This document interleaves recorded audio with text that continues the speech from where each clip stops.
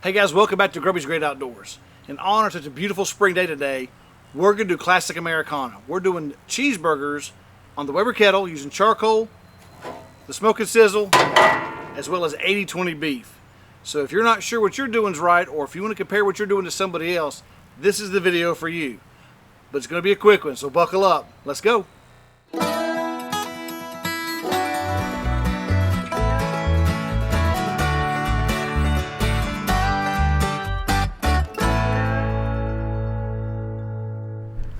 Okay guys, here we go. We've got ground chuck, which is 80/20 beef from my local grocery store. It's on sale this week, so I thought we'll use it. But I like to use ground chuck on the grill anyway because you're going to lose a lot of that fat down into the grill. But in the house, of course, I'm making spaghetti or tacos or something like that. We'll definitely use a ground round, which is 85/15. But on the grill, we're using 80/20. This week was on sale, which is perfect, good timing. It's 3 pounds here. I want to make 6 half-pound burgers. Now I'm not going to weigh them out. I'm not going to be that anal about it, but I do want to get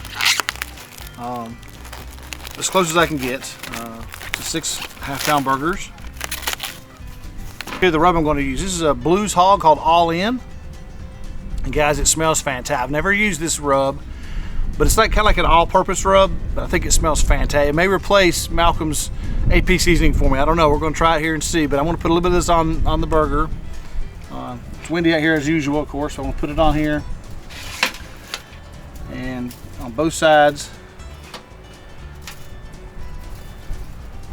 Now what I'll do, guys, is what makes it very simple and easy for me is I'll just take this rack, I'll put all 6 burgers on here, then I'll put this rack onto the grill.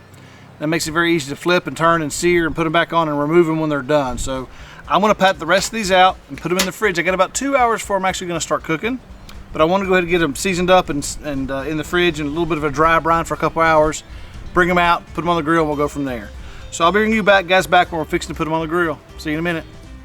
So there all 6 are, guys, ready to go back in the fridge and sit there for a couple hours till we get ready to put them on the grill. They've all been seasoned. They all patted out pretty well evenly. I think they're pretty darn close to the same size. So see you in a bit.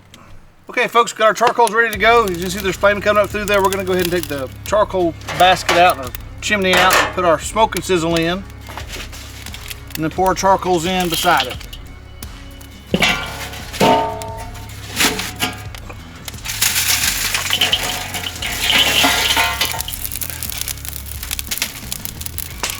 Now, for those of you who don't know what the Smoke and Sizzle is, I will show you a little bit better in the very near future. I'll show you a whole nother one. Now, lump charcoal, you can hear it smacking and popping. That's what lump charcoal is very normal for lump charcoal to do. Grating, gosh, it's hot. Get our grate in here. There we go. Now I'll place this whole rack on here, guys. And that way, I have much more mobility with it. Work much better that way and make it easier to move around. So I'll put the lid on. We'll let this cook for a while, probably 10 minutes or so. Then we'll start looking at them and seeing how they're doing, see what kind of juices they're putting out, how they're browning, that kind of thing. We want to ultimately get to about 140, 145 for a medium rare finish, or a little more towards medium, I guess, at 145. So yeah, we'll take a look at that in about 10 minutes and we'll be back then. Okay guys, when we talk about the Smoke and Sizzle, the device I'm using in the Weber Kettle as we smoke these burgers or cook these burgers, this is the device right here. This is another one. Not the one in there, obviously, but another one. And some of you have seen me use this before. I did a video where I compared it to another competitive device called the Slow and Sear. But the Smoke and Sizzle is a fantastic device for things like this. So what you basically do is you put it down in the grill, and this is the side you're cooking over. And usually you put water. If it's a low and slow cook, you're going to put water on this side, inside this tub here. And your charcoals are on this side. This barrier separates your charcoals from your meat, your protein. Above this is your protein, your pork butt, your brisket, your beef ribs, whatever it might be. And you put a little water in here for humidity. Now for burgers, I'm doing it just because I want to be able to have a place where I can sear. So I have my grate above it. My juices will drip into this side, so it keeps it very clean and very neat. The juices aren't dripping down into the grill, which makes a huge mess and gets in your ash pan and causes a lot of problems for you. But that way you can take your burgers from above the cool zone, which this is the cool zone, slide them over to the hot zone and sear them off, and then put them back over here to let your cheese melt or whatever you're going to do when it's time to do that. So This thing works wonders for low and slow cooking, for pork butts, briskets, things like that, or for burgers and hot dogs, things like where you want something where you can sear and also cook and in the grill just without having a cooler zone. So it works perfect for that. This thing is actually at $74, I think, but I've got a discount where you can use the code that you'll find in the description. And I'll give you the code word, as a matter of fact, at the end of the video that you can type in if you don't have that link. But it's called the Smoke and Sizzle. Group's called Flame Tech Grills.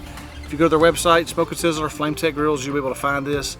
Use the code I'll give you at the end of the video or the link I have in the description, and you'll save 10%. So if you have a Weber Kettle, you gotta have a Smoke and Sizzle. There's just no two ways about it. You can do so much with this. It's so versatile and so easy to use. So keep that in mind, guys. Smoke and Sizzle, Flame Tech Grills. There'll be a link. Okay, folks, we're about 10 minutes in. As you can tell, there's not a lot of going on yet. We're starting to firm up a little bit on the edges. You'll see some browning and some reddening of the edges. Once I start getting juices at the top and it starts becoming more juicy and more visible cues like that, I'll get more serious about looking to do something, whether I'm going to flip them or turn them or rotate the whole tray. We'll look at that when we start getting some cues for that. But as of right now, we're just getting them cooked. They're probably about 100 degrees. I need about 10 or 15 more degrees before I start searing. But we'll bring it back when we get ready to sear. See you in a bit. Alright guys, we've got the lid off because they're not going to be cooking anymore while the lid's off, of course. The heat's escaping out, but we want some air to get to the charcoal side to build that up a little bit, get it really good and hot before we take the burgers over there to sear them. We will sear these 3 and then rotate them out with the other 3. We're going to do a couple minutes each side probably and hopefully we'll get some good flame out of that. The charcoals look really hot down in there. We're going to get some airflow there, which is what we're waiting on. So I can feel the heat from here. You probably can feel it from there. But no, nonetheless, we'll get them seared off here in just a second once this heat builds up a little bit, and we'll do that. We'll go ahead and see how this does with these 3 here and see if we can get them seared. Oh yeah, sounds good.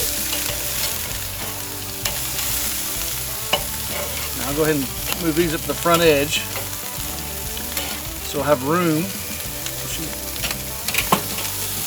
to put the seared ones on the back.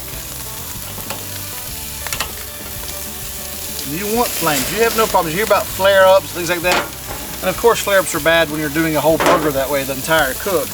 But right now, we want this sear to happen. A lot of smoke, obviously. We want the sear to happen and the flames to happen right now. We want to sear them off and get the temperature up to where we want it to be, in the 140s. If it gets too hot, we'll just slide this around. If that's our hot spot over there, we'll slide this one over there to it.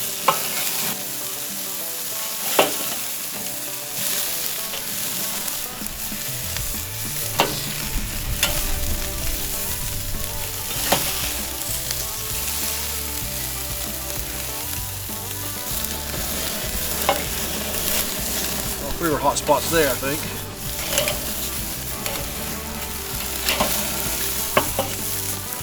And hopefully you can see the coloring there. There's the difference in the coloring on these. So I'll put these, again, the 80-20 beef makes a real difference in how much fat you have coming out of there, of course, and how much how much flame you'll have. That helps a lot to have 80-20 beef for that reason alone. We got some great color here, man. They look fantastic. I'm excited about these.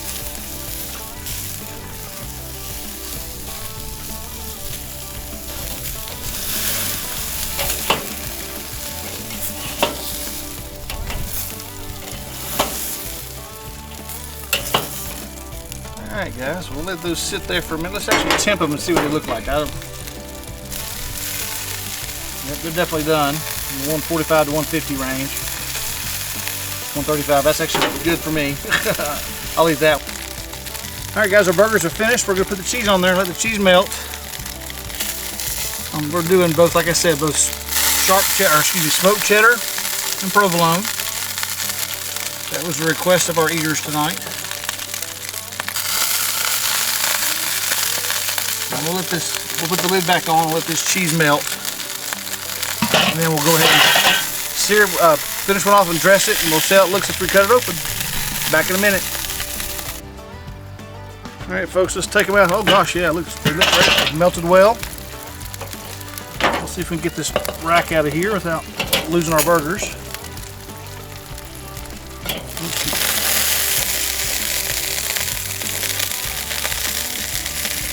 There we go.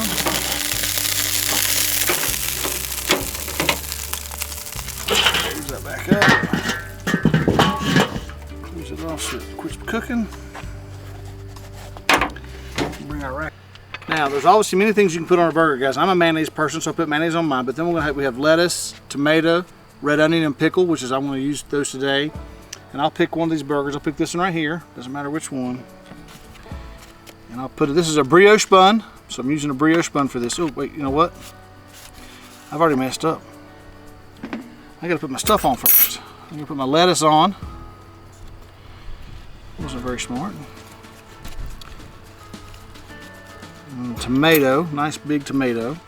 Oh, that looks good. Good looking tomato for this time of year. Now we put our burger on. And now, put a little bit of red onion. And a couple of pickles. And folks, we are ready to go. That looks good, doesn't it? So we'll take it and put a cap on this thing. I don't know about you, but that's a good looking burger right there. We'll cut it open, cut it in half so you can see how it looks. And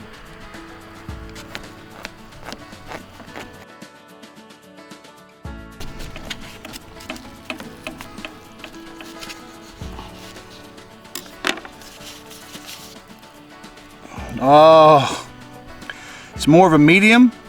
Looks great. I'm excited about this, guys. Let's give it a try. Now, this is going to be a big bite because it's a big burger, so bear with me, but it's going to be ugly. Let's take a bite.